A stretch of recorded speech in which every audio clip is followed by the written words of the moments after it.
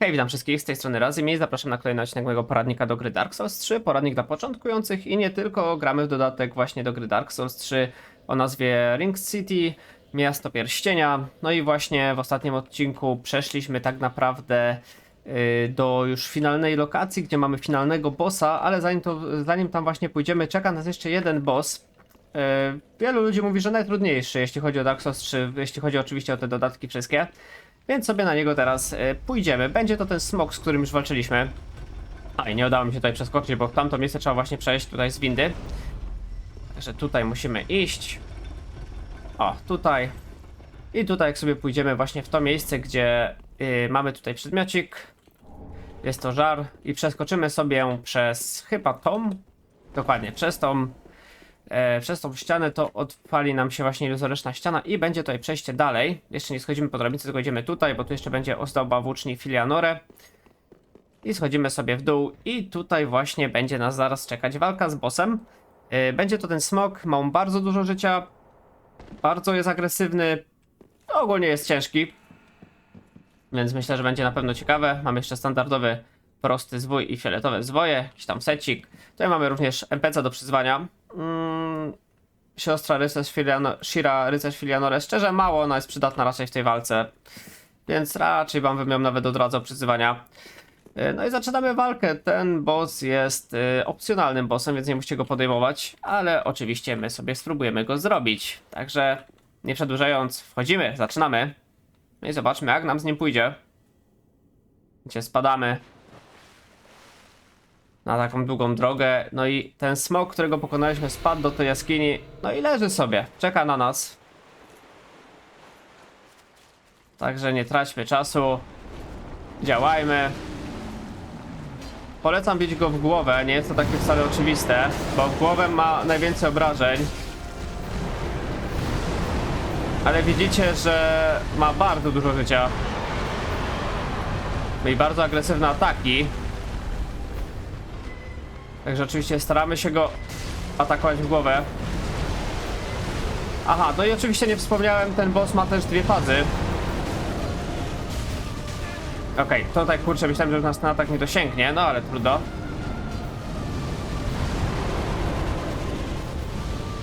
Dobra, po ogonie, jak widzicie, też coś tam wchodzi, ale mało. Zdecydowanie, aj, ten obrót taki 2 na 10 bym powiedział. Okej. Trochę oberwał. O, ja też trochę oberwałem. A wchodźmy pod niego.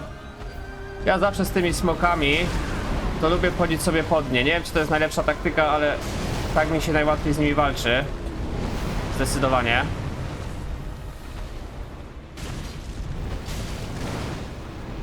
Okej, teraz trochę odleciał. Oczywiście nie chcemy mu dać kurczę, zapomniałem, że on takie ataki robi. Nie można mu dać dystansu temu przeciwnikowi. Trzeba go w miarę blisko traktować. Jak robi taki atak, to my oczywiście uciekamy i go staramy się w ogon wtedy trafić. Tylko pamiętamy, że on oczywiście też ogonem atakuje.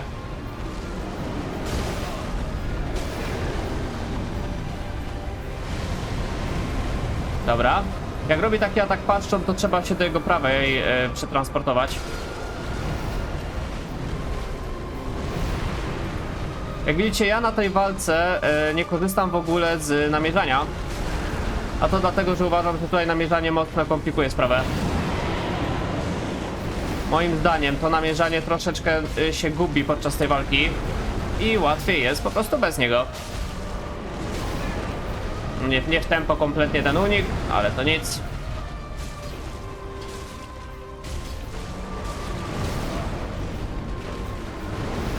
No dobra, mało leczonka zostało, ale jakoś to idzie.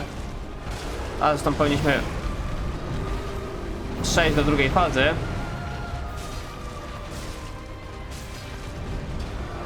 No, zaczynamy.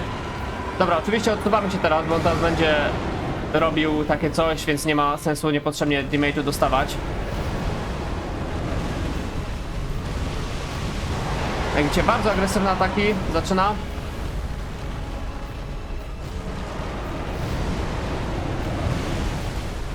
A my oczywiście nie chcemy stać za blisko niego. Jak on to robi, tą seryjkę.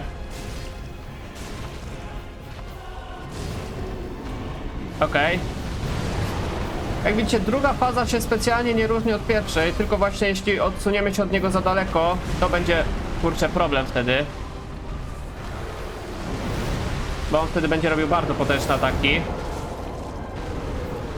No ma też takie kulki, ale to bardzo łatwo wyminąć te kule, które on tworzy.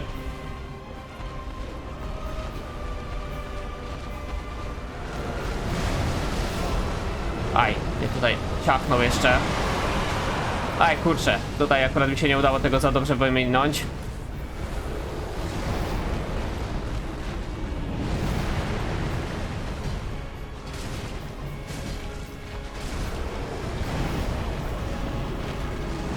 No i widzicie, ta walka jest naprawdę trudna, dlatego że on ma okropnie dużo życia. No i trzeba cały czas być skupionym. Niestety. No jeszcze mnie tutaj, kurczę, dosięgnęło.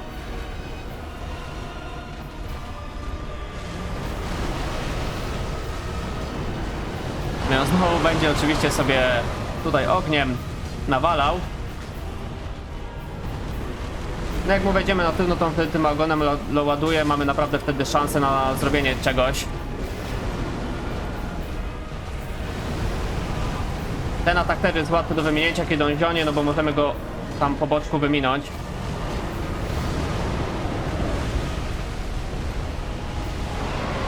No i generalnie jak widzicie, do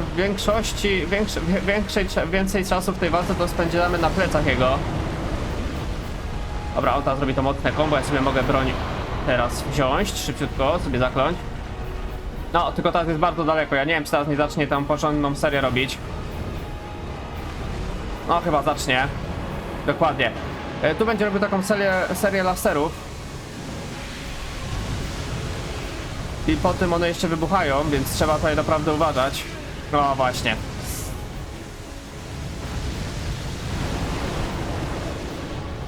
Nie chcę tego ataku. Ej, chciałem sobie to boskie błogosławieństwo wziąć. On oczywiście... Największy plus jest taki, że on po tym, jak tego użyje, tego ataku, to na chwilkę siada w miejscu. Więc mamy szansę go załatwić. Jak widzicie, nie mam już dużo kapsuł, dużo życia. No więc niestety, za pierwszym razem ta walka nam się nie uda, ale widzieliście, 1/3 HP mu tylko została. Także nie było źle, no naprawdę jeśli chodzi o tego bossa, no to naprawdę ta ilość życia, którą on posiada, no to jest no przesada, przesada zdecydowanie. I myślę, że gdyby nie ten atak laserowy, może by nam poszło lepiej, no ale trudno, nie udało się. Zastanawiam się, czy też jakieś pierścienie, no ja zazwyczaj używam właśnie tych pierścieni, czyli że zwiększa absorpcję obrażeń fizycznych, zwiększa punkty życia maksymalny udźwig, zwiększa szybkość odzyskiwania energii, no i ten pierścień zwiększający życie, no na dobicie nie jest jakiś specjalnie zły. Chociaż ten żeby nie był zły, zwiększa liczbę odnawianych przez butelek Pestusa punkty życia, ewentualnie zwiększyć absorpcję od ognia. No ale ja tak zostawiam. Dla mnie takie tutaj, że tak powiem, nastawienie tych pierścieni jest ok. A, tam było to przejście zawsze, kurczę, w złym miejscu coś się ustawię. No i za pierwszym razem nam się niestety nie udało. Ale myślę, że no, widzieliście większość ataków, jak tutaj właśnie działa u niego. Jest on dość potężny, ale też myślę, że nie jest aż taki zły. No największą przeszkodą jest to, że naprawdę ma bardzo dużo życia. To myślę, że jest taka najgorsza przeszkoda. No i trzeba go w miarę możliwości bić w ten łeb, a kiedy go wbijemy w łeb, no to się narażamy na najgroźniejsze ataki. Więc trzeba podejmować tutaj ryzyko. Tarcza mi się wydaje, że tutaj całkowicie jest zbędna w tej walce. Przynajmniej no nie widzę jakby możliwości nawet używania za bardzo tutaj tarczy, więc...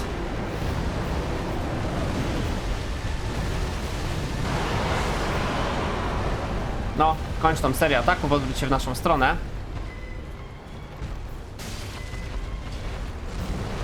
Dobra. O kurczę, tu mnie jeszcze ściechnął. Aj, to też mnie jeszcze ściechnęło. Dobra, ja sobie zżaruję się, że tak powiem. By pełne życia sobie odnowić. No dawaj ten atak tym ogonem. No, nie tym razem jednak. Tym razem jednak będziesz zionął ogniem. Jakby to był Dark Souls 1, to pewnie byśmy mieli możliwość, żeby ten ogon odciąć. Ale tutaj niestety w tej części nie ma takiej możliwości. Więc ogonka nie odetniemy przeciwnikowi. Jak cię on bardzo lubi ten atak z zionięciem ogniem. Bardzo często go używa. Ale jak się odwróci po tym, to mamy najczęściej szansę go jeszcze tutaj walnąć. No jejku. Na ten atak się chyba zawsze będę nadawał trafić. No ale to kurczę nic.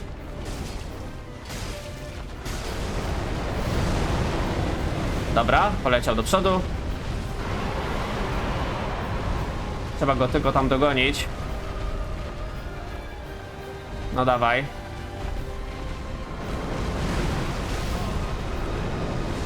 Dobra, tutaj powinienem podwójny unik zrobić, a zrobiłem pojedynczy. Jeszcze się dałem na to naciąć. No, to podejście wygląda dużo gorzej na razie.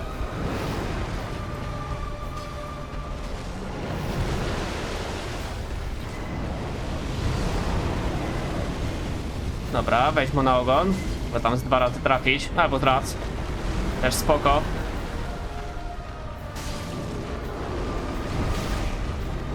Aj, no, jak widzieliście, to nie było kompletnie dobre podejście z mojej strony. No niestety.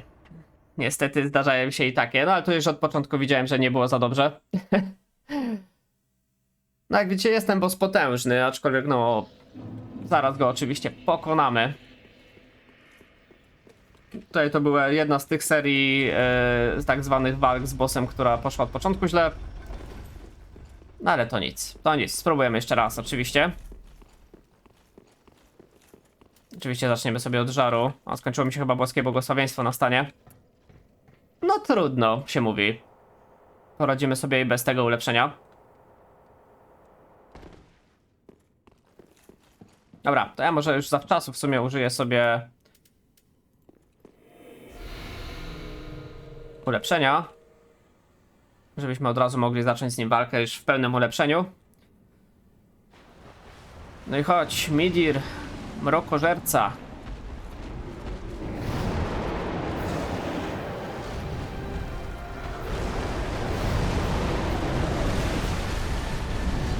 No, najgorsze jest to, że jak on robi tą serię ataków, to naprawdę podbiec do niego i go trafić praktycznie nierealne.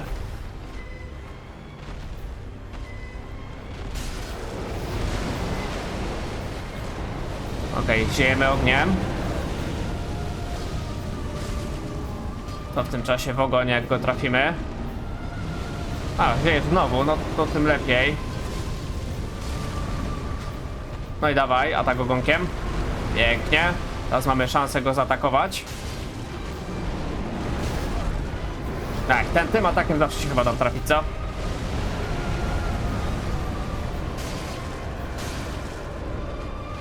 Dobra. Bardzo mocne combo mu daliśmy. No i wchodzimy oczywiście na ogon.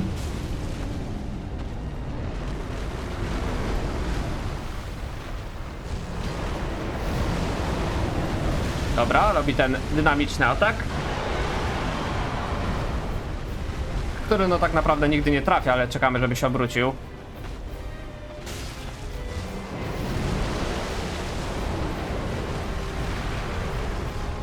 I wchodzimy jeszcze na nogę. Aj. To tak trochę nieprzyjemne. No i znowu ziejemy ogniem.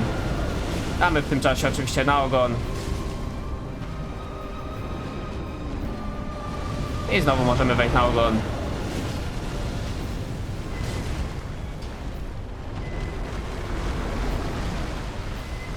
I jeszcze... Aj, tutaj akurat ataku nam się nie uda zrobić. Dobra, ja się jeszcze wyleczę się, tak, tylko nie mam czym. Nie miałem ustawionego leczenia. Dobra, ziejemy ogniem. A jeszcze mnie to trafiło, kurczę, patrzcie, ja byłem niby w dobrej pozycji. A tu jednak.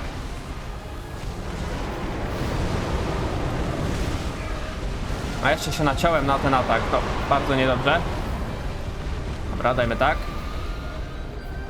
I chodź tu.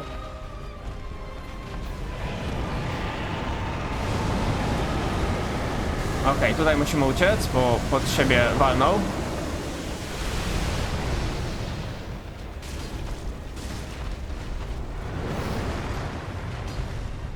Dobra, trochę go teraz nie widzę. O nie, nie, nie, najgorzej. Dobra, udało się, bo trochę w złym miejscu się ustawiłem. Ale jako tako to poszło. No, bo ziejemy ogniem. Dobra, będzie atak ogonkiem. No i tak się bawimy z nim tak naprawdę. Widzicie, stała metoda. I on po trzecim, drugim ataku zieje ogniem, a my mu wchodzimy na plecy i go nawalamy.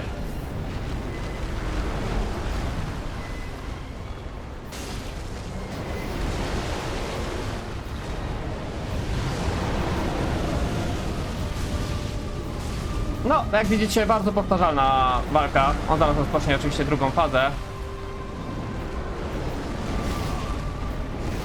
O, to się jeszcze głupio dałem trafić. Ale dobra, teraz już go mamy. Druga faza się zaraz rozpocznie.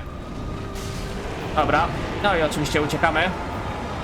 Niech on się tam przemienia. Nie ma sensu niepotrzebnie damage'u podtrzymywać.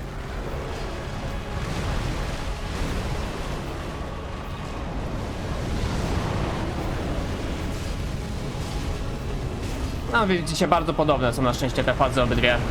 Dużo się tutaj nie różnią.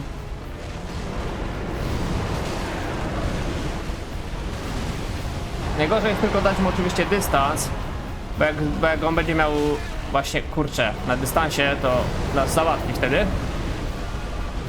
Więc nie dajemy mu możliwości, żeby właśnie jakoś zwiększył super ten dystans od nas. Wtedy jest rzeczywiście problem.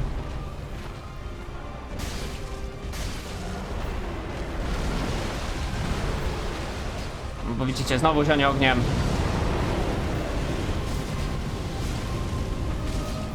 No i teraz będzie znowu atak ogonem. No i bardzo powtarzalny, prawda?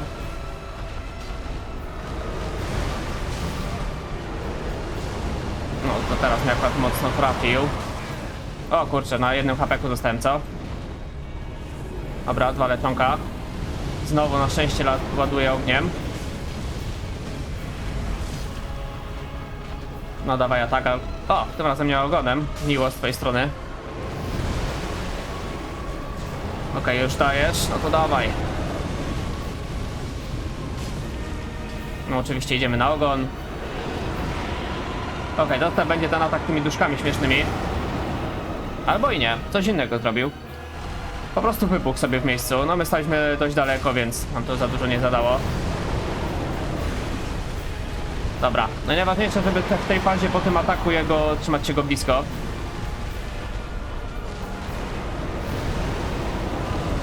Nie dać mu możliwości, żeby wstał od nas jakoś super daleko. Musimy za nim niestety podążać.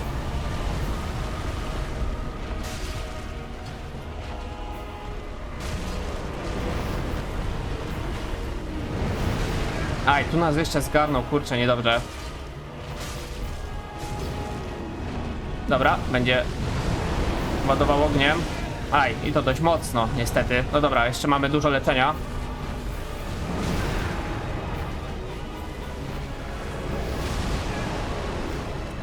Mamy dużo leczenia, ale głupio zmarnowałem dużo z tego leczenia tak naprawdę. Ja się znowu muszę 2 razy wyleczyć tutaj.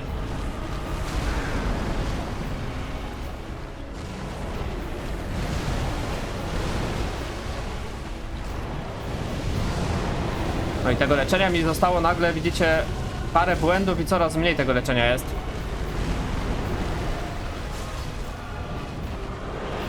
Okej, o nie, zablokowałem się na jego ręce. Dobra, ale udało się nie trafić z tego ataku.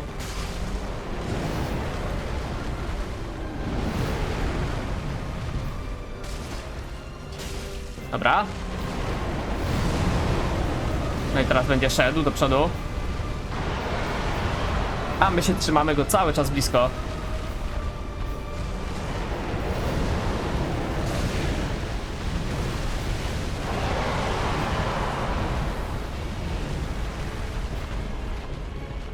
No dawaj.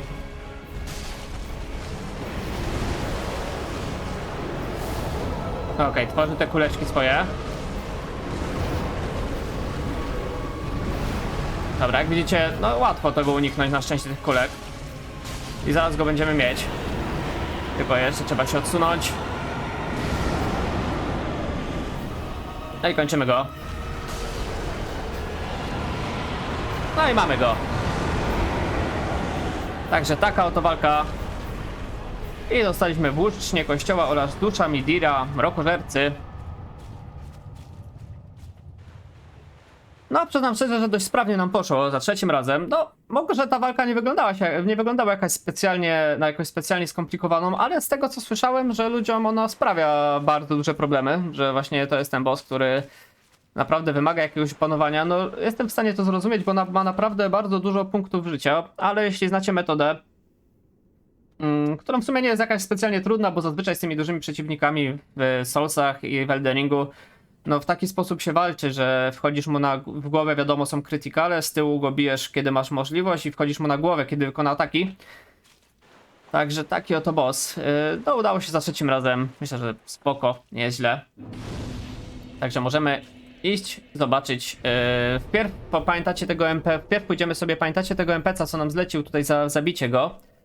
To były takie wielkie drzwi. Najszybciej chyba będzie ze wewnętrznych pierścieni murów dojść do tego NPC-a, tak mi się wydaje. Najmniej przeciwników po drodze.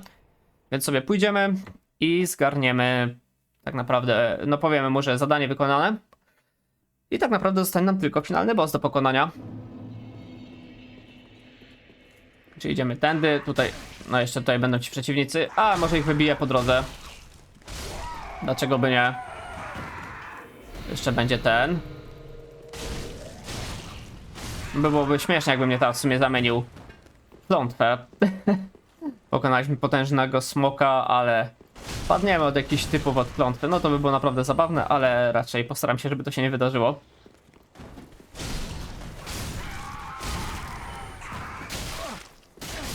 Dobra, załatwiony. Jeszcze pusty klejnot. I tak naprawdę jesteśmy na miejscu. Tu będzie jeszcze jeden tylko ten przeciwnik z tym, no, z dziurą na klacie, jak ja go nazywam. Możemy go szybko załatwić.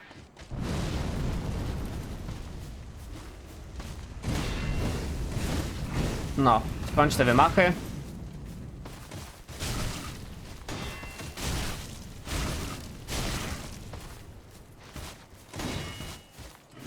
Dobra, backstabik. Pięknie. Raz, dwa, a nawet raz. Starczyłeś, to jesteśmy żar. No to pięknie, przyda się na finalnego bossa. A, tutaj jeszcze musimy w dół zejść. Dobra, to ja może tych przeciwników już sobie ominę. Kurczę, myślałem, że to jest już tutaj. Zapomniałem, że tu jest jeszcze taka mała dróżka, że tak powiem, z przeciwnikami. No to oczywiście tutaj już sobie po prostu przejdziemy. Tu będzie jeszcze ten jeden z tym dziurą, zamiast z dziurą na klacie. A to na spokojnie sobie przejdziemy. On, mam nadzieję, tutaj nie będzie już gonił, bo to jest tak naprawdę to miejsce. No, chyba jesteśmy fine. Nie widzę, żeby ktoś szedł. Dobra, to porozmawiajmy. My most humble thanks. 'Tis thanks to thee the dragon erred not from his vows. Please, take this. A final gift of thanks. I dostaliśmy od niego sztabę tytanitu. Now, hasten on thy journey. But wake not the slumbering princess. As the fire waneth, does she lie by the dark. All for the sake. Dobra, musiałem niestety przerwać to, co tamta mówiła. Ze względu na to, że przyszedł ten przyjemniaczek i mnie tutaj zaczął przeszkadzać.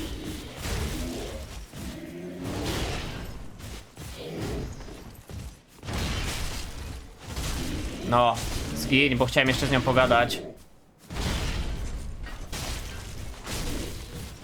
No, dzięki.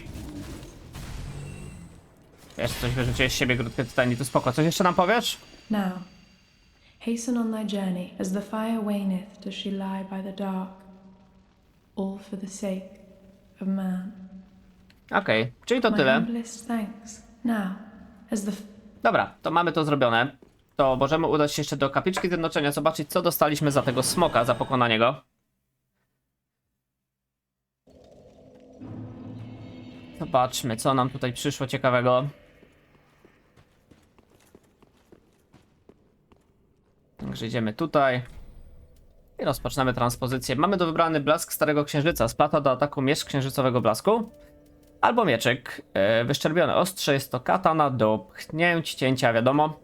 I to jest właśnie z tej duszy Midira, brokożercy. W sumie nie wiem, no co wolicie tak naprawdę, no z tych DLC nam nic się nie wlicza do achievementów, więc sobie bez różnicy tak naprawdę co chcecie możecie wziąć. No powiedzmy, że weźmiemy sobie tą katankę. Nie ma to większego znaczenia. Możemy jeszcze się ulepszyć przed finalną walką z bossem. Finalny boss jest troszkę łatwiejszy moim zdaniem niż ten smok, chociaż kwestia myślę, że też sporna. Zobaczymy na kim więcej razy zginę. Ale na razie jeszcze parę levelów. No, chyba z 2 nam pójdą, co? Dokładnie tak. To może weźmy sobie na 31 życia. Zawsze to jedno życia więcej. A w ogóle mamy prawie że tyle dusz, że moglibyśmy jeszcze jeden level sobie zrobić. Niedużo brakuje. A to ja wydam. Nie wiem, z jedną tą duszę powinno starczyć? No spokojnie. Dodajmy jeszcze jeden poziom życie. Dlaczego by nie? I mamy 99 level. Czyli idealnie, no gdzieś taki poziom przy przejściu gry. Chyba najlepiej, 99. Dobra, to co, został nam finalny boss, który myślę już sobie pokonamy w kolejnym odcinku. Nie będę jeszcze zdradzał kto to jest, bo myślę, że no, może część się domyśla, może część nie. Były znaki od początku, tutaj jedna postać zdecydowanie prowadziła przez całą tą ścieżkę do pierścienia, właśnie do tego miasta pierścienia, prowadził nas jak się tutaj dostać.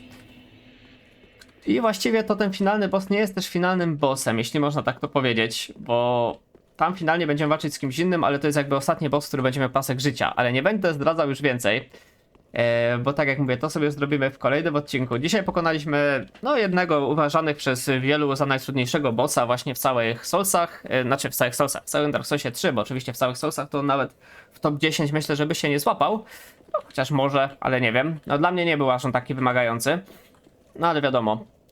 Wiadomo, dla każdego każdy boss jest inny, każdy boss może sprawiać inne wyzwanie. Ja akurat z tymi smokami radzę sobie dość dobrze, tak mi się przynajmniej wydaje, więc tutaj większych problemów nigdy nie miałem. No ale zobaczymy jak pójdzie jeszcze z finalnym bossem. Akurat na niego fajny jest właśnie taki dwuręczny miecz, czyli właśnie Claymore. A to zobaczycie dlaczego już myślę, że w następnym odcinku. Także dzięki bardzo za uwagę, zostawcie suba i lajka, jeśli odcinek wam się podobał. Zapraszam także na inne serie na moim kanale. Trzymajcie się ciepło, do następnego, na razie. Hej!